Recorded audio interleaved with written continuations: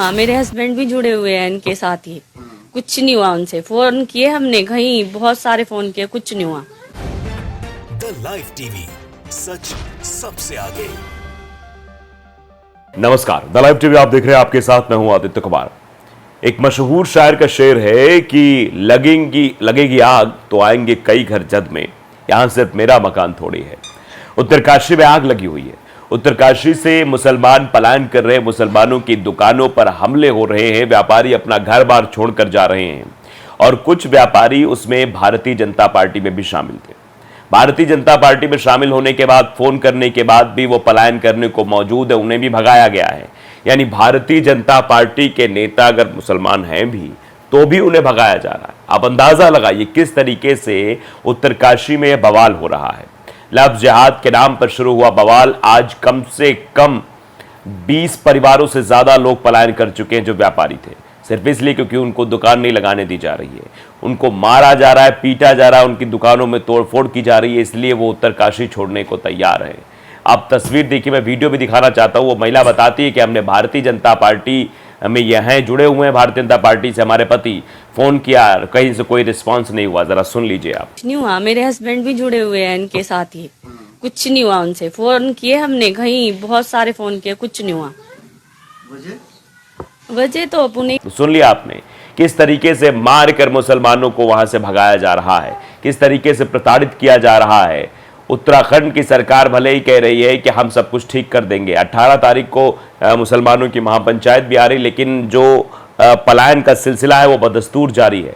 इस पर कुछ लोगों का रिएक्शन भी सामने आया है, वो रिएक्शन हम बता देते हैं, उसके बाद संपूर्ण खबर आपको बताएंगे, पूरी खबर आपको बताएंगे। पहले रिएक्शन जान लीजिए। इमरान शेख हैं, वो नीचे रिएक्ट करते हुए लिखते हैं कि भाजपा हो या कांग्रेस या ब्राह्मणों की पार्टियां, इसमें मूल निवासी बहुजन समाज का कुछ काम नहीं है।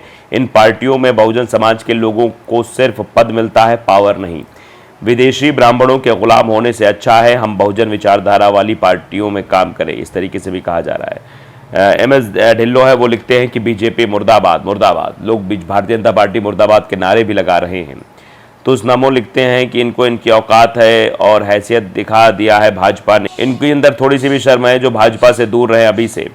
तो इस तरीके से लोग रिएक्ट कर रहे हैं, इस तरीके से बातें कर रहे हैं कि भारतीय जनता पार्टी में शामिल होने से क्या मिला, क्या हासिल हुआ। आखिरकार वही जो सब लोग पलायन कर रहे हैं उसी में भी शामिल कर दिया गया। आपको भी शिकायत करने के बावजूद भी, कहने के बावजूद भी कोई साथ देने के लिए खड़ा नहीं हुआ। ये सवाल अपने आप में बड़ा है। और अब चलिए आपको बताते हैं कि किस तरीके से उत्तरकाशी का माहौल जो अभी भी गरमाया हुआ है। दरअसल पलायन को मजबूर हो गए मुसलमान। 20 दिन से सांप्रदायिक टेंशन चल रही है, 20 दिन हो गए इस सांप्रदायिक टेंशन को जो लफ्ज़ जिहाद पर शुरू हुई थी। आखिर क्यों उबल रहा उत्तराखंड? उत्तराखंड की शांत वादियों में इन दिनों सांप्रदायिकता का शोर है। वैसे उत्तराखंड से ऐसी खबरें बहुत कम आती थी, उत्तराखंड शांत राज्य माना जाता था, वहां से ऐसी खबरें आना बहुत बड़ी बात होती थी। लेकिन फिलहाल अब वहां से भी ऐसी खबरें सामने आ रही हैं, शोर शराबे की खबरें आ रही हैं, उत्पात की खबरें आ रही हैं, मारपीट की खबरें आ रही हैं। आपने देखा उत्तरकाशी से किस तरीके से पलायन हो रहा था। तो उत्तराखंड की शांत वादियों में सांप्रदायिकता का शोर है। पिछले करीब 20 दिनों से उत्तरकाशी में टेंशन बरकरार है। हिंदू नाबालिग लड़की को भगाने की कोशिश के बाद उपजा विवाद खत्म होता नहीं दिख रहा है। ये जो विवाद है ये लगातार दिखाई दे रहा है। उत्तराखंड की शांत वादियों में शोर है, किसका? इन उपद्रवियों का शोर है। ये उपद्रवी हैं जो इस तरीके की हरकतें करते हुए नजर आ रहे हैं। हिंदूवादी संगठनों की ओर से दी गई धमकी के बाद उत्तरकाशी के पुरोला में जहां मुसलमानों की दुकानें बंद हैं तो कई लोग पलायन कर चुके हैं। इस बीच दोनों तरफ से मुद्दों को तूल देने की कोशिश भी चल रही है। विश्व हिंदू परिषद और बजरंग दल ने 15 जून को महापंचायत का ऐलान किया है, तो मुस्लिम समुदाय भी 18 जून को जवाबी महापंचायत की तैयारी में है। हालांकि स्थानीय प्रशासन ने महापंचायत की अनुमति देने से इनकार कर दिया है। प्रशासन ने 15 जून को पुरेला में धारा 144 लागू करने की बात कही है। सुरक्षा के लिए PAC की एक कंपनी भी बुलाई गई है। उत्तरकाशी के पुरोला में 26 मई को हिंदू समुदाय की एक नाबालिग लड़की को भगाने के प्रयास का मामला सामने आया। आरोपी मुस्लिम समुदाय से थे। इसके बाद तनाव उस वक्त बढ़ गया जब मुस्लिम व्यापारियों को दुकानें छोड़ने की चेतावनी दी गई। उनकी दुकानों पर धमकी भरे पोस्टर चिपका दिए गए। डर के माहौल में तब से ही मुसलमानों की दुकानें बंद हैं। अब तक करीब 12 व्यापारी पलायन भी कर चुके हैं, जिनमें बीजेपी के अल्पसंख्यक नेता भी शामिल हैं। स्थानीय प्रशासन के तमाम प्रयासों के बाद भी दुकानें नहीं खुल पाई हैं। ये तमाम प्रयास किए गए कि दुकानें खोली जाएं, स्थानीय प्रशासन के तमाम प्रयास हुए लेकिन दुकानें फिलहाल नहीं खुल पाई। इस बीच पंचायत संगठन की ओर से पुरेला में महापंचायत का ऐलान कर दिया गया, लेकिन प्रशासन ने अनुमति नहीं दी। ये संगठन अब बैकफुट पर आ गया है। इसी बीच मंगलवार को पुरोला में विश्व हिंदू परिषद और बजरंग दल ने एसडीएम को ज्ञापन सौंपकर 15 जून को महापंचायत कराने का ऐलान कर दिया। विश्व हिंदू परिषद के ब्लॉक अध्यक्ष बीरेंद्र सिंह रावत ने बताया कि पुरोला में 15 जून को शांतिपूर्ण महापंचायत को लेकर तैयारियां की जा रही हैं। सभी संगठनों से सहयोग की अपील की जा रही है। इसमें प्रदेश बजरंग दल के संयोजक अनुज वालिया समेत देहरादून और हरिद्वार कुछ संतों को की भी आने की संभावना है। उधर देहरादून में मुस्लिम समुदाय ने भी 18 जून को महापंचायत बुलाई है। मुसलमानों के ऊपर लगातार प्रताड़ना हो रही है, लेकिन आप देख रहे हैं कि भारतीय जनता पार्टी की सरकार इस मसले पर कुछ नहीं बोल रही है। लेकिन जब मुसलमानों की तरफ से महापंचायत का ऐलान किया जाता है तो सरकार की तरफ से बयानबाजी आना शुरू हो जाती है कि शांति व्यवस्था बनाई रखी जाए, सब कुछ शांत तरीके से हो, किसी भी तरीके का कोई विवाद देखने को ना मिले, ये बताने की कोशिश, समझाने की कोशिश की जा रही है। फिलहाल आप देख रहे हैं कि देश किस दौर से गुजर रहा है, देश में किस तरीके की चीजें हो रही हैं।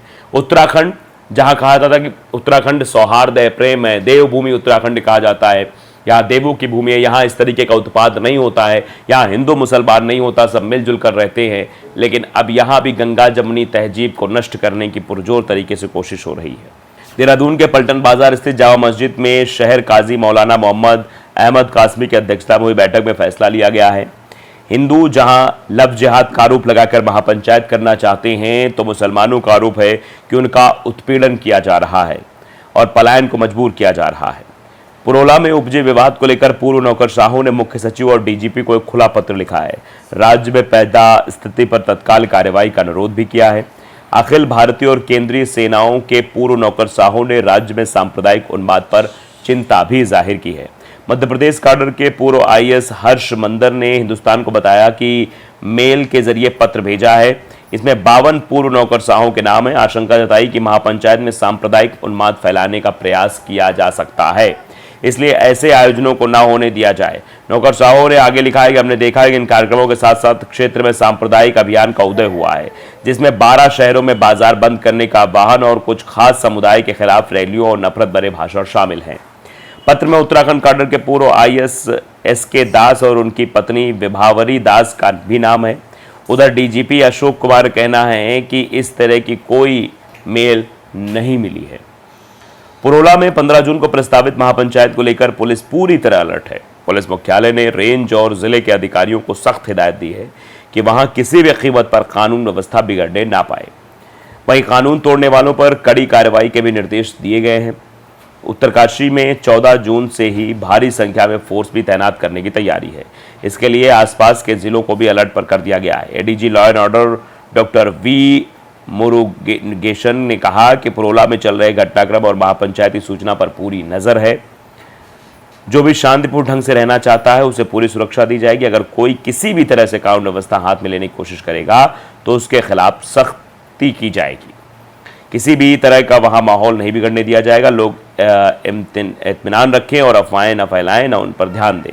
फिलहाल अफवाहें न फैलाने, न ध्यान देने की बात तो कही गई है, लेकिन यहाँ पर तो स्थितियाँ नाजुक हो गई हैं। भारतीय जनता पार्टी में शामिल लोग, भारतीय जनता पार्टी से जुड़े हुए लोगों को भी पलायन करना पड़ रहा है क्योंकि वो मुसलमान हैं। मुसलमानों पर प्रताड़ना कब तक होगी, ये सवाल बहुत बड़ा है और राज्य दर राज्य जो नफरत है वो फैलती जा रही है। कांग्रेस भले ही लगी हुई है नफरत को खत्म करने के लिए। आपने देखा कि उत्तराखंड कर्नाटक में जब चुनाव जीता तो उसके बाद कहा गया कि भैया यहाँ नफरत को खत्म किया जा रहा है। राहुल गांधी ने कहा था कि नफरत के बाजार बंद हो रहे हैं, मोहब्बत की दुकानें खुल रही। तो अब कितनी मोहब्बत दुकानें खुलेंगी, कितनी नफरत के बाजार बंद होंगे, ये अपने आप में बड़ा सवाल है। तो द लाइव टीवी को अगर आपने सब्सक्राइब नहीं किया, सब्सक्राइब जरूर करिए, बेल आइकन दबाइए ताकि सच खबर आप तक पहुंचती रहे। नमस्कार। द लाइव टीवी, सच सबसे आगे।